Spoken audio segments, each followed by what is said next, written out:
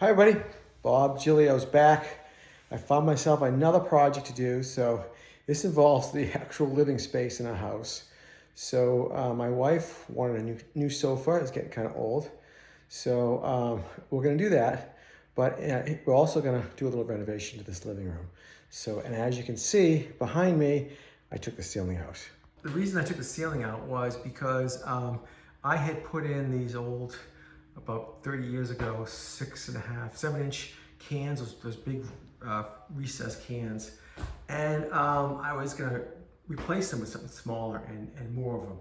But the problem was that the ceiling was the only really original ceiling that I didn't rip down and right in the house. It was the last remaining original ceiling. So besides that, it was poorly installed. All the seams were pretty apparent. If the sun was shining in this way, I could see every seam in the drywall ceiling. And to make matters worse, they textured it. They used a texture to it. So repairing it, cutting new light holes in and relocating them to other spots. And it would have been very difficult to make it look good, and I would have done as much work as I'm doing now. A new ceiling, 1/2-inch drywall, and you can see I already started pre-wiring the lights.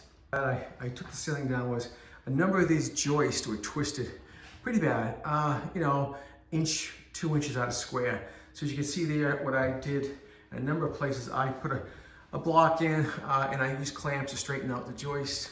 And this old style is a beam, old style beam up there. And they just notched the joist into it, which was fine back in 1975. Joist hangers were not used. So what happened was they twisted because they just toe nailed into that beam, into that cleat that holds up the bottom of the beam. So I just used some clamps, some pry bars, and put things back into square, and I used some blocking to do that. The other thing I did was this ladder here on each end. I blocked out each end. Now, I originally did that because of the crown molding I'm putting back. I'm putting back a crown molding that has a 3-inch projection. As you can see there, I would have had nothing to nail into along this wall, both side walls, this one and this one. So I just went ahead and I put a series of blocking in so I can nail into it, it's every 16 inches. The other important thing that is going to really help this job is the room is 12 feet 5 inches wide. So my idea was to use 12-foot sheets, but I would have been short 5 inches. Now with the blocking at each end, not a problem. The other benefit of taking out the ceiling is I insulated the rim joist on this floor because the builder never did. So it gave me a great opportunity to go ahead and put insulation in there. I put R19 and I added a nice solid vapor barrier to it the whole way around. Now for the end of the joist base, this particular house has a 2-foot overhang. I'll show you what that looks like right there. So, and that has to be insulated. So because it's a 2x10, which is great that they use 2x10s, I had to go in there and pull out the old R19 insulation. Nasty job, 50-year-old insulation, 50-year-old dust with it. So I pulled it out and I put in each of these bays R30, 9 inches insulation with a new vapor barrier. And then on the ends of the joist, you can see I've actually saved some of the old insulation that was in good shape, and I put R19 to end the joist bay. So first you have the R19, and then behind that you have R30 that protects the cold from entering the house from the bottom of the soffit. So these are all big advantages of taking down the ceiling. Okay, so here's an easy way to put up the sheets, these 12-foot sheets. I went out and rented a panel lift, as you can see, and it's been adjusted to receive a 12-foot sheet. And I wanted to show you this because I've never done this before with a panel lift. I used to do it by hand with another 1 or 2 guys. So right now I just have my wife, Linda, and hopefully this will make it almost a one-man job. So let's give it a go.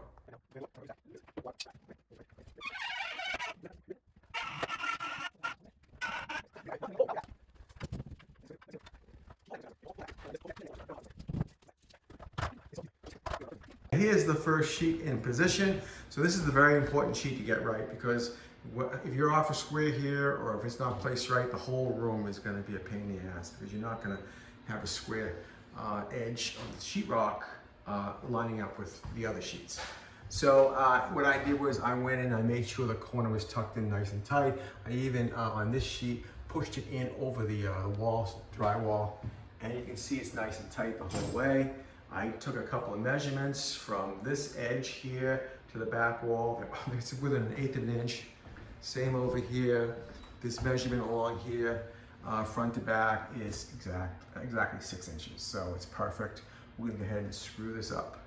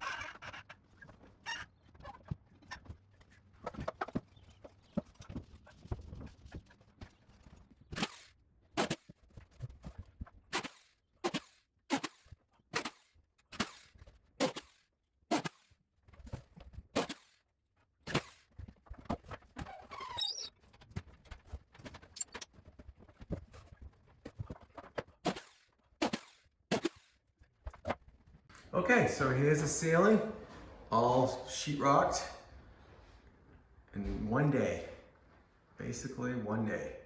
So we're doing good, and now it's time to put in kind of the recessed lighting. So as you saw earlier, I already pre-wired the cabling underneath the sheetrock within the ceiling.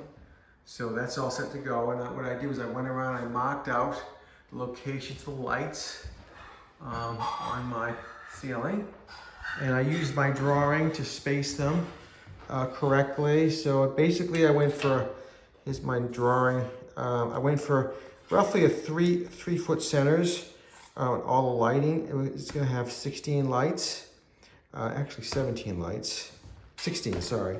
And they're roughly spaced three feet apart, but I had to adjust them so that they're all evened out, so the spacing was as even as possible. Some a little bit more than 3 feet, some less. I spaced them 2 feet from the walls. So we're gonna go ahead and drill those openings now into the drywall. And what we're using for lighting is I bought these at Lowe's, these gimbals, utility techs, you know, reasonably priced. Here's one install. I was testing the holes. I was testing different size holes with my hole cutter, which is a great thing to have when you're doing recessed lighting drilling because it catches all the dust. So basically what you do is you wire this box to the cabling and put in the ceiling, and then it connects with this one connector here, screw type connector, and you can pop it all in from the ceiling, from outside the ceiling. It makes it really easy for an install. So, and in here is the box. We're going to pre-wire, we're going to wire with the cabling I have already in the ceiling, and you have these push connectors that you use here for hot, neutral, and ground. So let's go ahead and put those in.